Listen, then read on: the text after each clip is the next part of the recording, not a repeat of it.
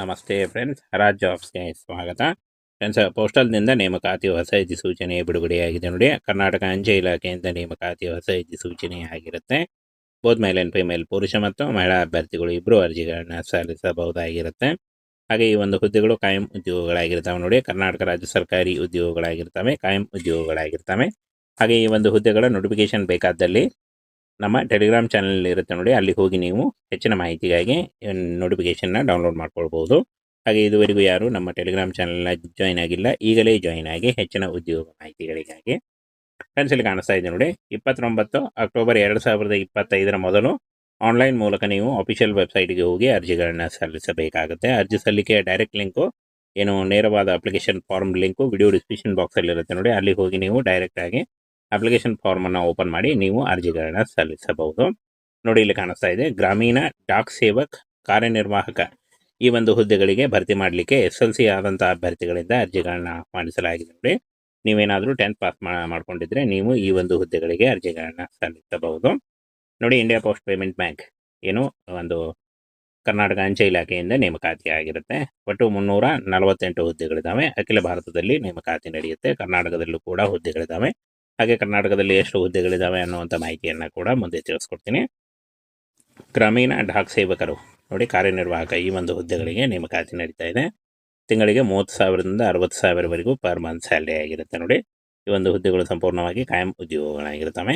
ಆಂಧ್ರ ಪ್ರದೇಶದಲ್ಲಿ 8 ಹುದ್ದೆಗಳಿದ್ದಾವೆ, ಅಸ್ಸಾಂದಲ್ಲಿ 12, ಬಿಹಾರದಲ್ಲಿ 17, ಛತ್ತೀಸ್ಗಢದಲ್ಲಿ 9, ದಾದ್ರಾ ಮತ್ತು ನಗರ್ ಹವೇಲಿ ಒಂದು ಹುದ್ದೆ ಇದೆ, ಗುಜರಾತ್ 29, ಹರಿಯಾಣ 11, ಹಿಮಾಚಲ ಪ್ರದೇಶ 4 ಹುದ್ದೆಗಳು, ಜಮ್ಮು ಆ್ಯಂಡ್ ಕಾಶ್ಮೀರ 3 ಹುದ್ದೆಗಳು, ಜಾರ್ಖಂಡ್ 12 ಹುದ್ದೆಗಳು, ಹಾಗೆ ನಮ್ಮ ಕರ್ನಾಟಕದಲ್ಲಿ 19 ಹುದ್ದೆಗಳಿದ್ದಾವೆ ನೋಡಿ.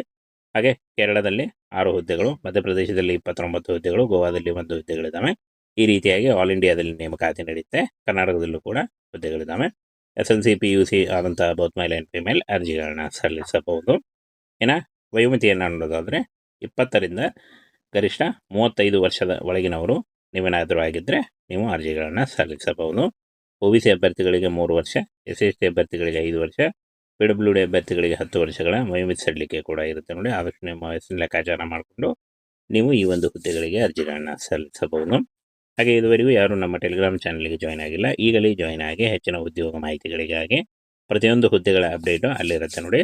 ಇನ್ನು ಅರ್ಜಿ ಶುಲ್ಕವನ್ನು ನೋಡೋದಾದರೆ ಎಲ್ಲ ಅಭ್ಯರ್ಥಿಗಳಿಗೂ ಕೂಡಿ 750 ರೂಪಾಯಿ ಇರುತ್ತೆ ನೋಡಿ. ಎಲ್ಲ ಅಭ್ಯರ್ಥಿಗಳಿಗೂ ಕೂಡ 750 ರೂಪಾಯಿ ಇರುತ್ತೆ. ಪಾವತಿ ಮಾಡುವ ವಿಧಾನ ಆನ್ಲೈನ್ ಮೂಲಕ ಇರುತ್ತೆ ನೋಡಿ. Online credit card, debit card ಹಾಗೂ ನೆಟ್ ಬ್ಯಾಂಕಿಂಗ್ಗಳ ಮೂಲಕ ನೀವು ಪೇಮೆಂಟನ್ನು ಮಾಡ್ಬೋದು. UPIಗಳ ಮೂಲಕ ಕೂಡ ನೀವು ಈ ಒಂದು ಅರ್ಜಿ ಶುಲ್ಕವನ್ನು ಕಟ್ಟಬಹುದಾಗಿರುತ್ತೆ. ಇನ್ನು ಆಯ್ಕೆ ಪ್ರಕ್ರಿಯೆಯನ್ನು ನೋಡೋದಾದರೆ ಮೆರಿಟ್ ಲಿಸ್ಟ್, ಆನ್ಲೈನ್ ಪರೀಕ್ಷೆ ಮತ್ತು ಸಂದರ್ಶನ ಇರುತ್ತೆ ನೋಡಿ. ಮೆರಿಟ್ ಲಿಸ್ಟು, ಆನ್ಲೈನ್ ಪರೀಕ್ಷೆ ಮತ್ತು ಸಂದರ್ಶನದ ಮೂಲಕ ಈ ಒಂದು ಹುದ್ದೆಗಳಿಗೆ ಆಯ್ಕೆಯನ್ನು ಮಾಡಿಕೊಳ್ಳಲಾಗುತ್ತೆ. ಇನ್ನು ಫ್ರೆಂಡ್ಸ್, ಈ ಒಂದು ಹುದ್ದೆಗಳಿಗೆ ಆಲ್ರೆಡಿ ಅರ್ಜಿ ಸಲ್ಲಿಕೆ ಶುರುವಾಗಿದೆ. ಅರ್ಜಿಗಳನ್ನು ಸಲ್ಲಿಸಬಹುದು. 29 ಅಕ್ಟೋಬರ್ 2025 ಆನ್ಲೈನ್ ಅಪ್ಲಿಕೇಶನ್ ಫಿಲ್ ಮಾಡಲಿಕ್ಕೆ ಕೊನೆಯ ದಿನಾಂಕ ಆಗಿರುತ್ತೆ ನೋಡಿ.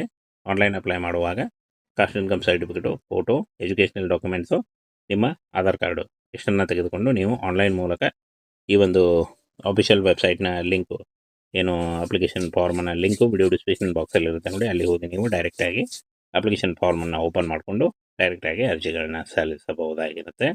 ಹಾಗೆ ಫ್ರೆಂಡ್ಸ್, ಇದುವರೆಗೂ ಯಾರು ನಮ್ಮ ಟೆಲಿಗ್ರಾಮ್ ಚಾನಲ್ಗೆ ಜಾಯ್ನ್ ಆಗಿಲ್ಲ, ಈಗಲೇ ಜಾಯ್ನ್ ಆಗಿ ನೋಟಿಫಿಕೇಷನ್ ಹಾಗೂ ಇನ್ನೂ ಹೆಚ್ಚಿನ ಉದ್ಯೋಗ ಮಾಹಿತಿಗಳ ಸಂಪೂರ್ಣವಾದಂಥ ಡೀಟೇಲು ಹಾಗೆ ಈ ಒಂದು ಹುದ್ದೆಗಳ ಬಗ್ಗೆ ನೋಟಿಫಿಕೇಷನ್ ಕೂಡ ಅಲ್ಲಿರುತ್ತೆ ನೋಡಿ, ಅಲ್ಲಿ ಹೋಗಿ ಜಾಯ್ನ್ ಆಗಿ.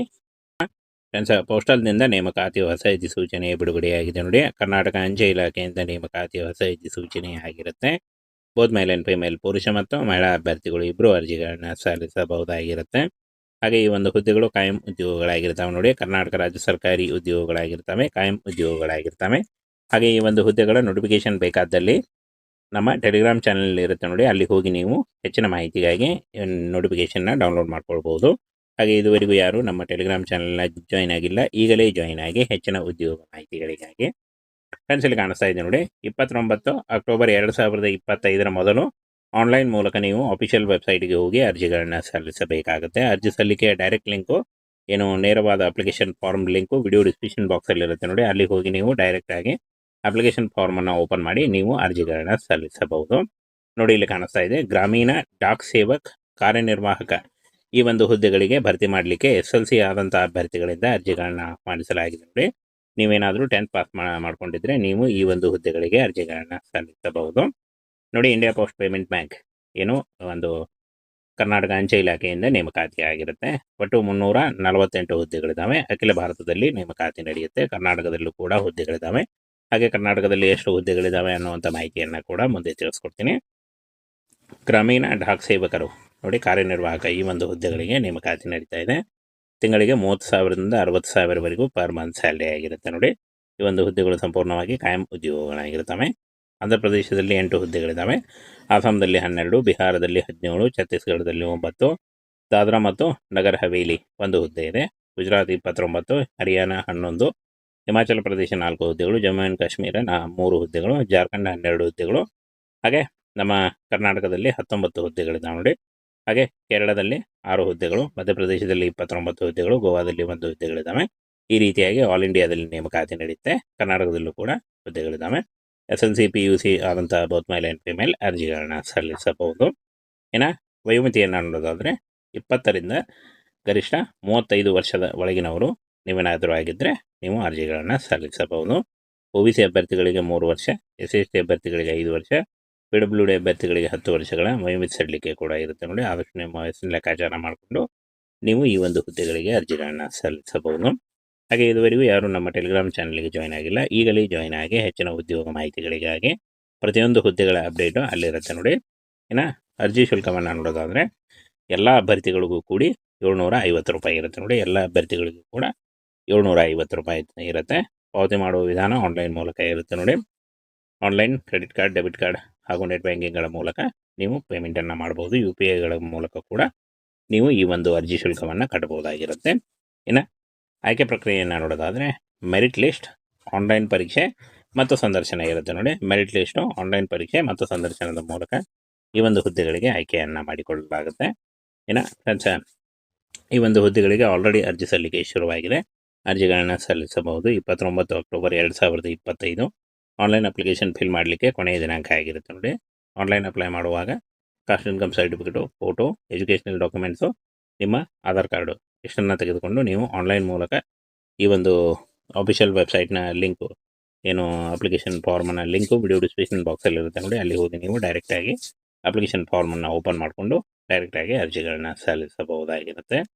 ಹಾಗೆ ಫ್ರೆಂಡ್ಸ್, ಇದುವರೆಗೂ ಯಾರು ನಮ್ಮ ಟೆಲಿಗ್ರಾಮ್ ಚಾನಲ್ಗೆ ಜಾಯ್ನ್ ಆಗಿಲ್ಲ, ಈಗಲೇ ಜಾಯ್ನ್ ಆಗಿ ನೋಟಿಫಿಕೇಷನ್ ಹಾಗೂ ಇನ್ನೂ ಹೆಚ್ಚಿನ ಉದ್ಯೋಗ ಮಾಹಿತಿಗಳ ಸಂಪೂರ್ಣವಾದಂಥ ಡೀಟೇಲು ಹಾಗೆ ಈ ಒಂದು ಹುದ್ದೆಗಳ ಬಗ್ಗೆ ನೋಟಿಫಿಕೇಷನ್ ಕೂಡ ಅಲ್ಲಿರುತ್ತೆ ನೋಡಿ.